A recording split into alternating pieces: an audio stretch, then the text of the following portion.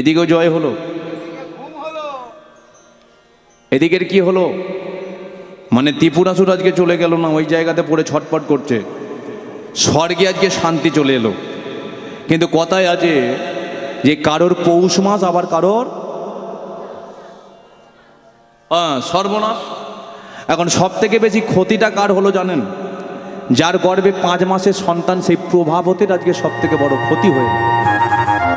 কিন্তু ঘটনা হলো যে আজকে ওই প্রভাবতী 5 মাসের সন্তানকে নিয়ে সকালবেলা দরজার সামনে দাঁড়িয়ে থাকে কখন স্বামীটা আসবে, স্বামীটা কবে যুদ্ধ করতে গেছে, এখনো পর্যন্ত স্বামীটা আজকে ফিরছে না।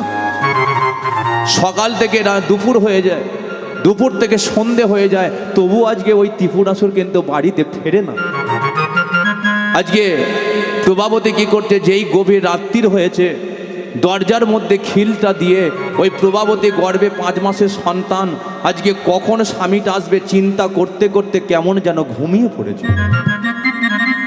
যেই আজকে ঘুমিয়ে পড়েছে, প্রভাবতী হঠাৎ শুনতে পেল তার কানেতে একটা শব্দ ভেসে এলো, কে যেন দরজাতে ধাক্কা মারছে।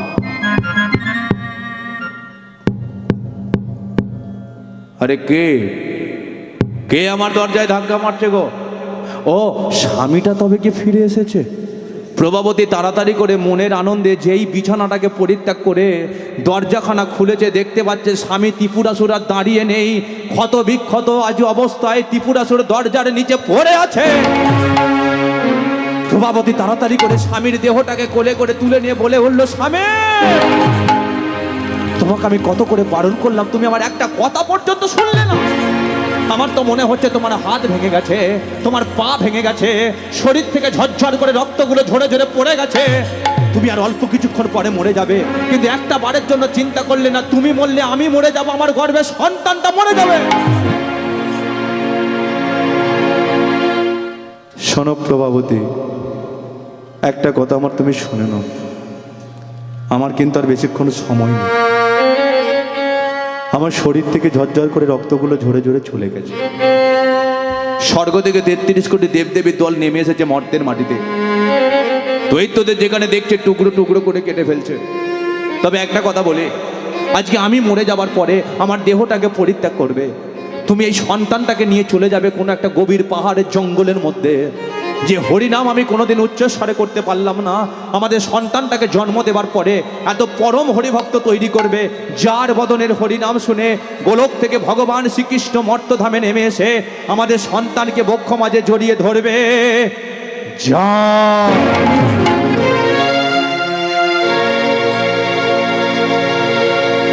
কি চেয়েছি আর কি যে পেলাম, আধারেতে ঢেকে গেল আমার জীবন, কিসেরই কারণে হলো অঘটন, কি সাজে সাজালে ওগো নারায়ণ, সাজে সাজাই গৌর হরিব ওগো নারায়ণ, সাজে সাজালে ওগো নারায়ণ, সাজে সাজালে ওগো নারায়ণ, আধারেতে ঢেকে গেল আমার জীবন, আধারেতে ঢেকে গেল আমার জীবন, আধারেতে ঢেকে গেল আমার জীবন, আধারেতে ঢেকে গেল আমার জীবন, সাজে সাজালে ওগো নারায়ণ, সাজে সাজালে ওগো নারায়ণ, সাজে সাজালে ওগো সাজে সাজালে ওগো নারায়ণ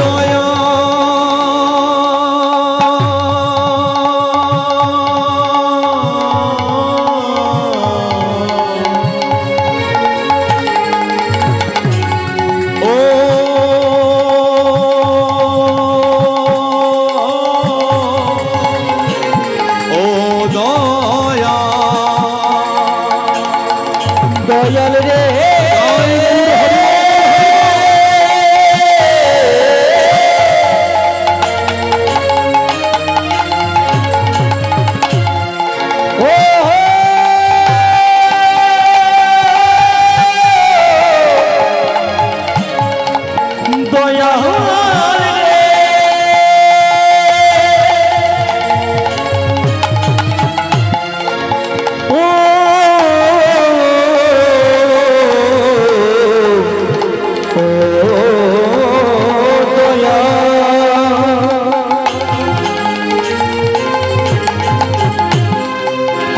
অপরাধে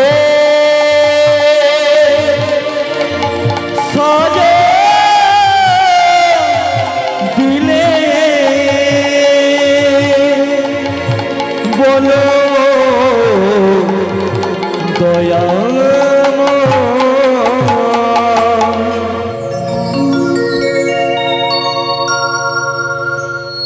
আজকে প্রভাবতী স্বামীটা যখন চলে গেল, প্রভাবতীর গর্ভে আজকে 5 মাসের সন্তান, ওই সন্তানটাকে নিয়ে আজকে বেরিয়ে পড়েছে, কিন্তু কোথায় যাবে? যে মেয়ের আজকে বিয়ের পরে মাথার ওপর থেকে স্বামীটা চলে যায়, সে মেয়ের আজকে বুঝতে পারে যে স্বামী না থাকার কতটা জ্বালা যন্ত্রণা ভোগ করতে হয়। আজকে ত্রিপুরাসুর চলে গেল, কিন্তু প্রভাবতী আজকে তার জীবনটা বড় অন্ধকারময় হয়ে গেল। ওই 5 মাসের সন্তানকে নিয়ে বেরিয়ে পড়েছে, কিন্তু কোথায় যাবে? কোথায় গিয়ে ছেলেটার জন্ম দেবে? 3টে দিন শুধু পথ চলছে, আর ওই 3টে দিন পথ চলতে চলতে তার আর ক্ষমতা নেই, কারণ পায়ের মধ্যে কত কাঁটা ফুটে গেছে সেদিকে লক্ষ্য নেই। আজকে ওই কাঁটা ফুটে ঝরঝর করে রক্ত ঝরে ঝরে পড়ছে, সেদিকে লক্ষ্য নেই। কিন্তু এদিকে আজকে ওই প্রভাবতীর গায়ের শাড়ির আঁচলটা আজকে কাঁটা গাছে লেগে ছিটতে ছিটতে ছোট হয়ে গেছে, সেদিকে লক্ষ্য নেই। শুধু একটা কথাই চিন্তা করছে যে আমার সন্তানটা ভালো আছে তো, কারণ আমার বাকি জীবনটা আমার সন্তানটাকে দিয়েই তো কাটিয়ে দিতে হবে।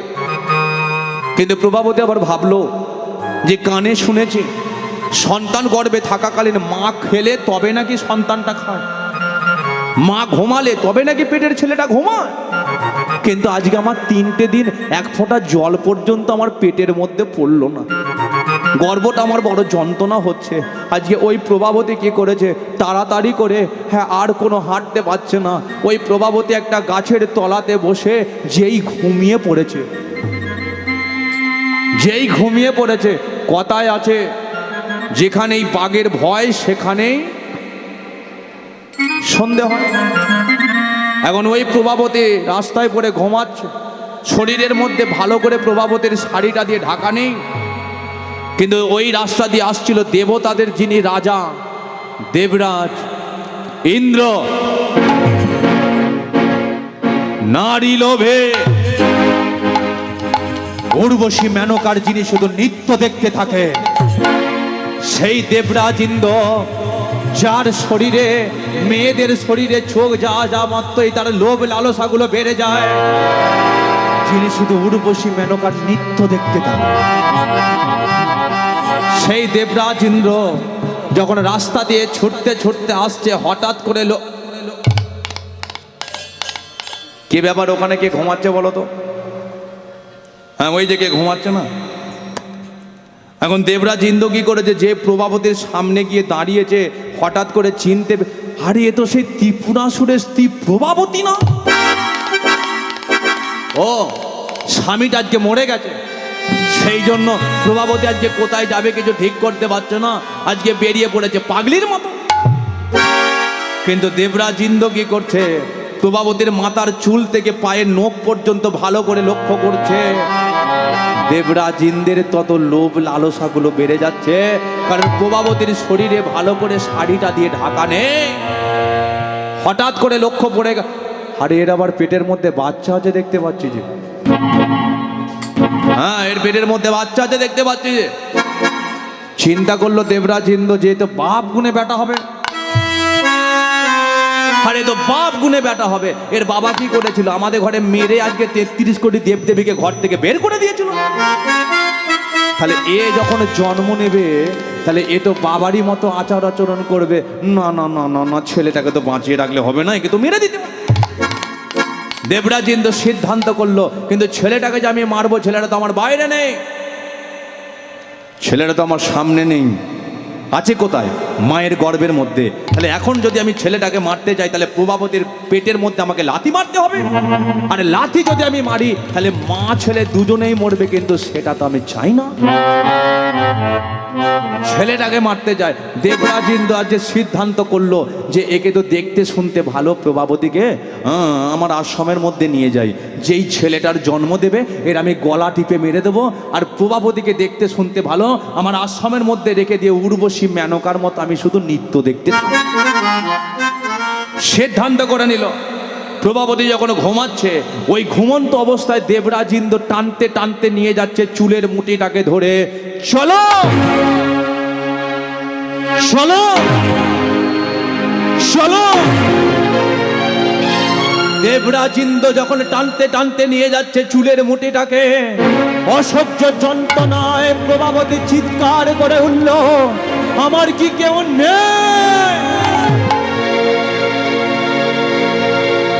দেবরাজ ইন্দ্র যখন টানতে টানতে নিয়ে যাচ্ছে, গর্ভটা রাস্তা দিয়ে ঘটছে ঘটছে যাচ্ছে, প্রভাবতীর গর্ভটা রাস্তার ওই নুড়ি পাথরগুলো লেগে চামড়াটা ছিটতে ছিটতে রক্ত ঝরে ঝরে পড়ে যাচ্ছে।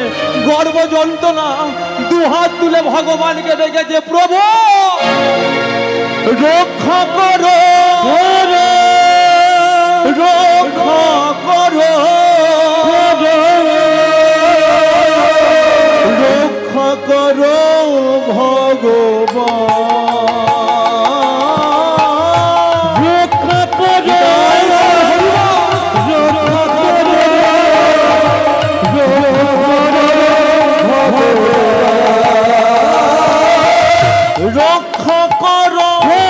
রক্ষা করো, রক্ষা করো ভগবান, রক্ষা করো।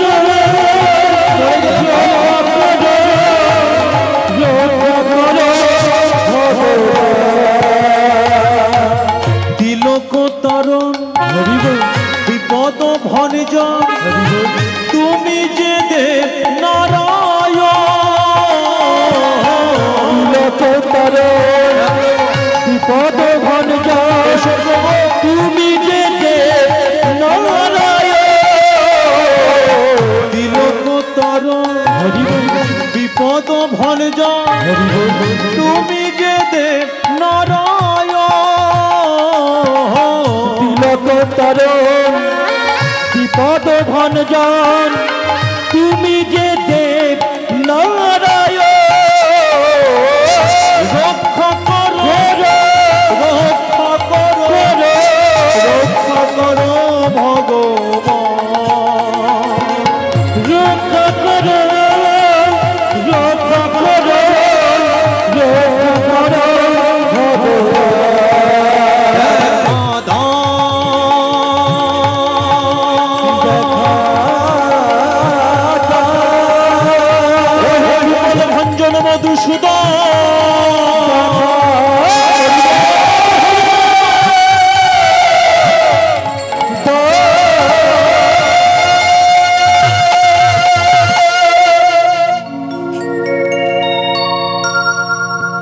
যার কেউ নেই একমাত্র ভগবান কৃষ্ণ তার জন্য আছে। যে খায় চিনি তাকে যোগায় চিন্তা মনে। দেবরাজ ইন্দ্র যখন টানতে টানতে নিয়ে যাচ্ছে চুলের মুঠিটা ধরে, গর্ভটা প্রভাবতের রাস্তার নুড়ি পাথরে লেগে ছিঁড়ে রক্ত ঝরে ঝরে গর্ভটা বড় যন্ত্রণা হচ্ছে। প্রভাবতী যে নারায়ণকে ডেকেছে, নারায়ণ আর থাকতে পারল না। ভক্তি যার ভগবান তার ভক্তি নেই, যার ভগবানও নেই তার। চোখের জলেতে আজকে ডেকে উঠেছে।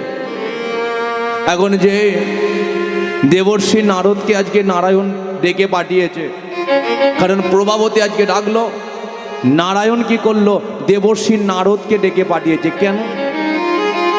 কারণ প্রভাবতীকে বাঁচাতে হবে। এই জন্য তো বলে ভক্তি যার ভগবান তার।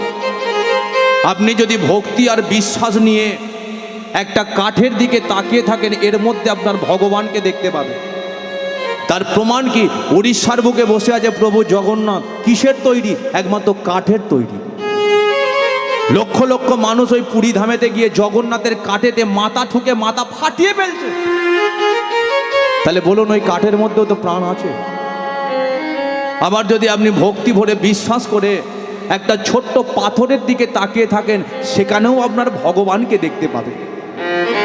তার প্রমাণ একটা সত্য ঘটনা শুনবেন তাহলে, যে ভক্তি বিশ্বাস নিয়ে কোথায় ভগবানকে দেখা যায়। এক মা বৃন্দাবন থেকে একটা ছোট পাথরের গোপালকে কিনে এনেছে, জানেন? এখন মায়ের একটা ছেলে ছিল। মা কি করত? নিজের ছেলের থেকে সব থেকে বেশি ওই গোপালকে না বেশি ভালোবাসতো। সেটা কেমন জানেন? মানে প্রচণ্ড ঠান্ডা পড়ে গেলে গরম জল করে আজকে স্নান করাতো। আবার যদি সেখানে খুব গরম পড়ে যায়, আজকে ঠান্ডা জলেতে স্নান করাতো, গা হাত পা মুছিয়ে দিত, খাইয়ে দিত। মানে মায়েরা নিজের ছেলেকে যতটা ভালোবাসে, মা কি করতো? আজকে ওই পাথরের গোপালটাকে না তার থেকে বেশি ভালোবাসতো। এখন মা ঠিক করেছে যে দুদিনের জন্য আমি একটু বেড়াতে যাব। সব জায়গায় গোপালকে নিয়ে যাই, কিন্তু আজকে আর গোপালকে আমার বাড়িতে রেখে যাব, আমার সাথে নিয়ে যাব না। সিদ্ধান্ত করলো। এখন এই সিদ্ধান্ত করে মা তার নিজের ছেলেকে ডেকে উঠেছে, খোকা। কি মা? শোন বাবা, আমি দুদিনের জন্য একটু বেড়াতে যাচ্ছি, তবে দেখিস আমার গোপালকে নিয়ে যাচ্ছি না, তোর বাড়িতে রেখে যাচ্ছি। প্রচণ্ড ঠান্ডা পড়েছে, একটু গরম জল করে স্নান করিয়ে দিবি, গা হাত পা মুছিয়ে দিবি, একটু খাইয়ে দিবি। মা কি করেছে? চলে গেছে। কিন্তু ছেলের তো মনের মধ্যে ভক্তিও নেই আর বিশ্বাসও নেই। ছেলে কি করেছে? ঘরের ভেতর থেকে পাথরের গোপাল ভেবে গোপালটাকে বের করে পুকুর ধারেতে নিয়ে গিয়ে পুকুরের কনকনে জলে ঠান্ডায় বেধা রাখা ডুবিয়ে।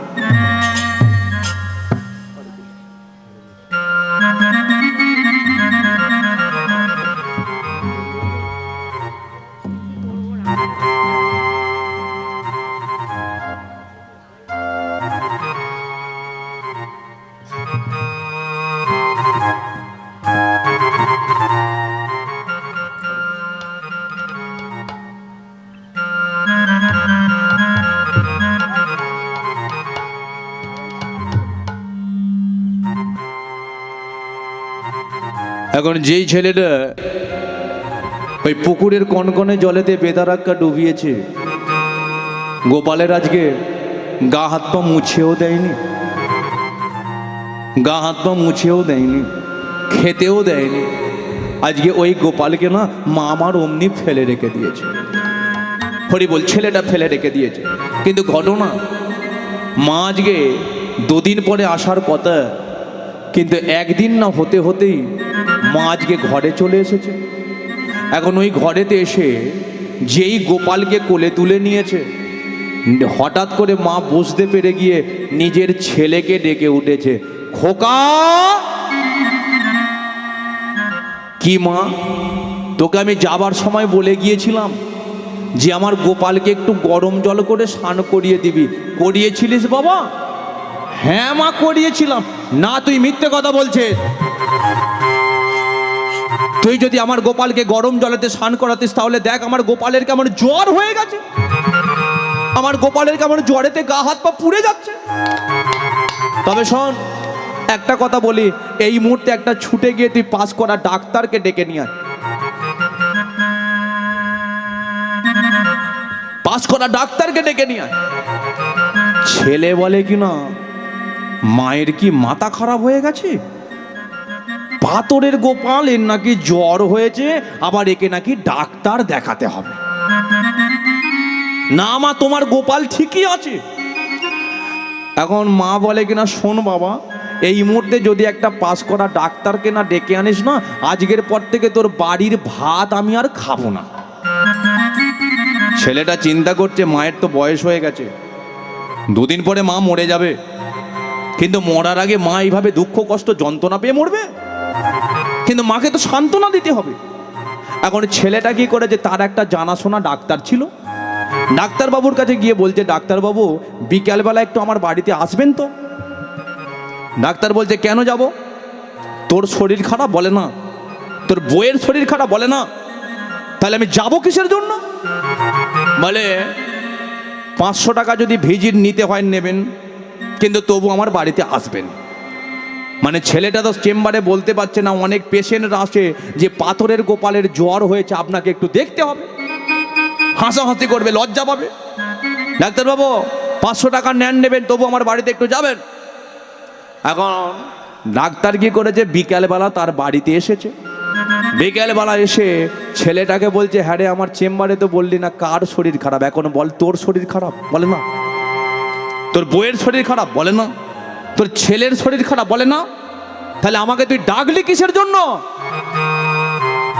এখন ছেলেটা বলে যে আমার ঘরের ভেতরে যে মা বসে আছে না, ও তোর মায়ের শরীর খারাপ? না, মায়ের কোলেতে একটা ছোট্ট পাথরের গোপাল আছে, ওই গোপালের জ্বর হয়েছে, আপনাকে একটু দেখতে হবে। মায়ের কথা শুনে ছেলে হাসছিল, ছেলের কথা শুনে ডাক্তারবাবু হাসতে শুরু করেছে। হ্যাঁ রে, তুই আমাকে 500 টাকার লোভ দেখাচ্ছিস? তুই আমাকে 500 টাকার লোভ দেখাচ্ছিস? আজকে তুই আমার একটা সময়ের দাম দিতে পারবি? পাথরের গোপালের কোনোদিন জ্বর হয়? ছেলেটা বলে, মাকে আমি বলেছিলাম, কিন্তু মা বলেছে আজকের পর থেকে যদি ডাক্তার না বাড়িতে আসে, আমার বাড়ির ভাত আর খাবে না। শুনুন না ডাক্তারবাবু, মায়ের তো বয়স হয়ে গেছে, দুদিন পরে মরে যাবে। আপনি এক কাজ করুন, ঘরের ভেতরে গিয়ে গোপাল যে বসে আছে, গোপালের গায়ে মাথায় একটু হাত বুলিয়ে দেবেন, মা আমার ওতেই সান্ত্বনা পেয়ে যাবে। বলে, বলছিস? ঠিক আছে। ডাক্তার কি করেছে, এবার ঘরের ভেতরেতে ঢুকেছে। ঘরের ভেতরেতে ঢুকে দেখি গোপালের মা, তোমার গোপালের কি হয়েছে? ডাক্তার এবার ছুটে গিয়ে যেই গোপালের হাতটাকে ধরেছে, সঙ্গে সঙ্গে ডাক্তার আজকে 5 হাত পিছিয়ে গেছে।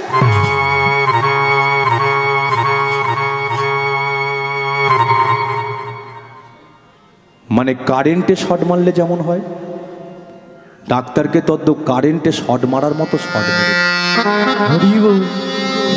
ডাক্তার চিন্তা করলো যে আমি গোপালের গায়ে হাত না দিয়ে করে মায়ের গায়ে হাত দিয়ে দিলাম।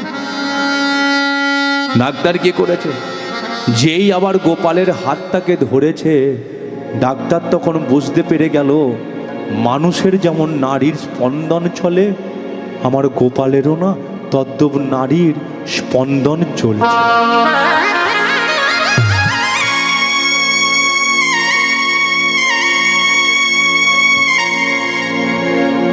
ডাক্তার আজকে গোপালের হাতটাকে ধরেই বসে পড়ে চোখের জলে কাঁদছে।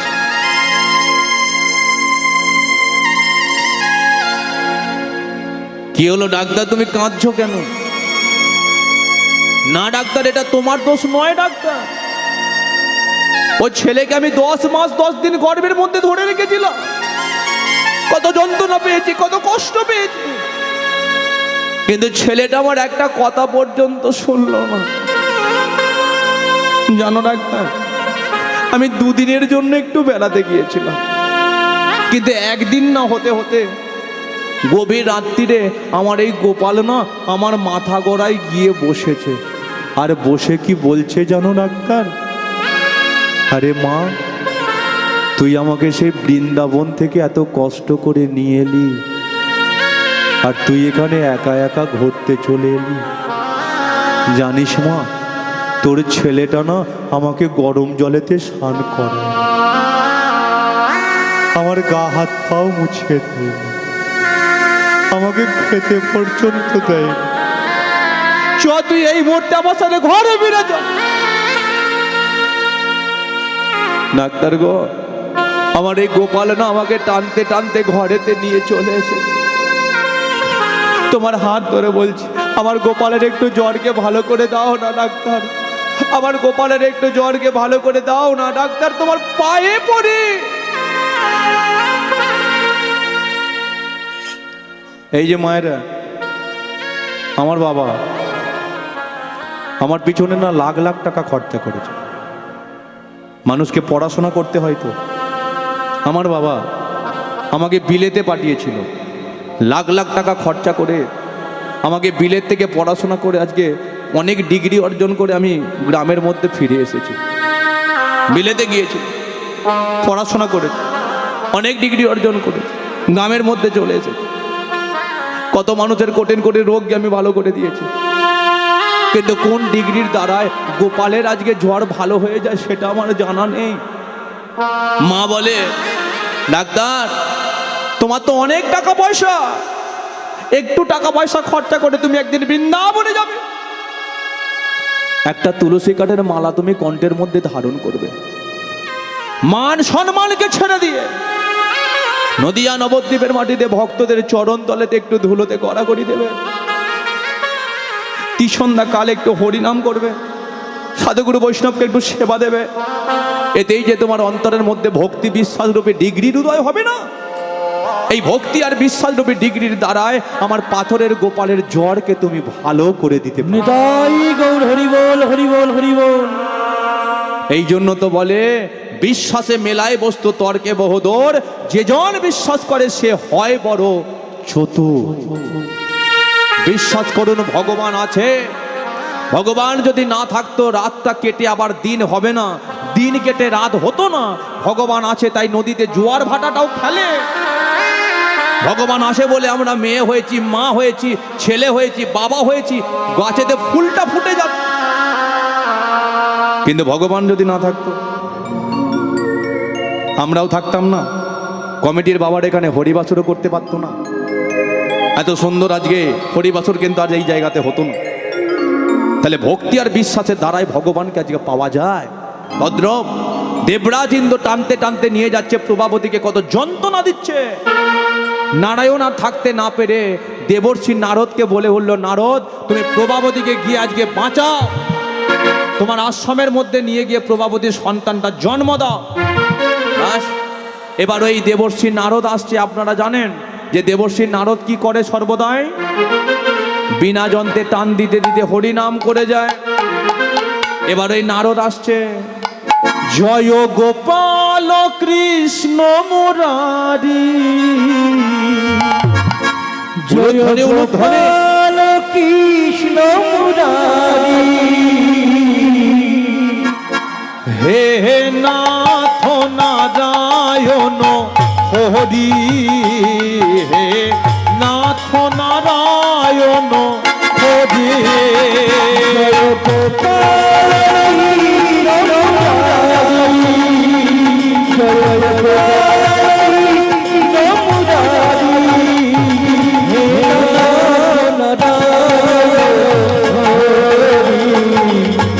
নাথ নারায়ণ হরি, জয় গোপাল কৃষ্ণ মুরারি, জয় গোপাল কৃষ্ণ মুরারি, জয় গোপাল কৃষ্ণ মুরারি, জয় গোপাল কৃষ্ণ মুরারি, হে নাথ নারায়ণ হরি, হে নাথ নারায়ণ হরি, হে নাথ নারায়ণ হরি, নাথ নারায়ণ হরি, নারায়ণ নারায়ণ নারায়ণ নারায়ণ নারায়ণ নারায়ণ নারায়ণ নারায়ণ নারায়ণ নারায়ণ নারায়ণ হরি নারায়ণ নারায়ণ নারায়ণ নারায়ণ নারায়ণ নারায়ণ নারায়ণ নারায়ণ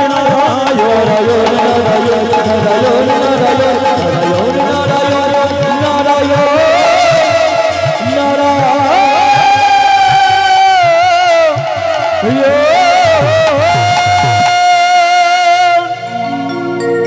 বলি একবার চৈতন্য মহাপ্রভুকে, শ্রী বিষ্ণু নারায়ণকে। নারায়ণ নারায়ণ নারায়ণ। যেই আজকে দেবর্ষী নারদ গিয়ে ঘাট করে দাঁড়িয়েছে রাস্তাটা, দেবরাজ ইন্দ্র বলে কিনা, প্রভু আপনি কেন এখানে এসেছেন?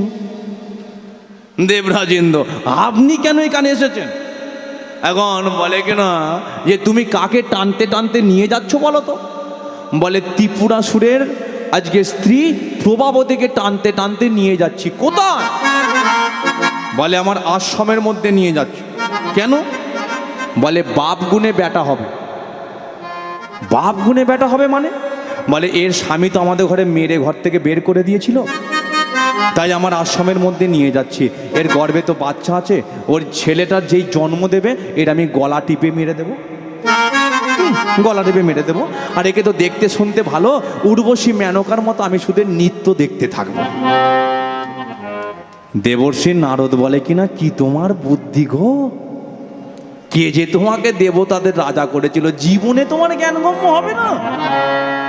একটা মা কষ্ট করে একটা ছেলের জন্ম দেবে আর তুমি তার গলা টিপে মেরে দেবে? তবে শোনো, তুমি যাকে টানতে টানতে নিয়ে যাচ্ছ সে কে জানো? সে হলো পরম হরিভক্ত, পরম কৃষ্ণ ভক্ত। হ্যাঁ মা, এই যে আপনারা রাত্রির জেগে এতক্ষণ ধরে আপনারা কীর্তনটা শুনছেন না, ও 33 কোটি দেবদেবী পর্যন্ত সন্তুষ্ট হয়ে স্বর্গ থেকে নেমে এসে আপনাদের চরণেতে প্রণাম করে দিয়ে। কেন জানেন?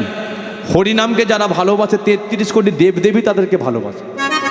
হরিনামকে যারা ভালোবাসে না 33 কোটি দেবদেবী পর্যন্ত তাদেরকে ভালোবাসে না। তদ্রব আজকে বলার সাথে সাথে দেবরাজ ইন্দ্র কি করেছে? প্রভাবতীর চুলের মুঠিটাকে ছেড়ে দিয়েছে। কিন্তু প্রভাবতী বলছে যে তুমি কে বলো তো?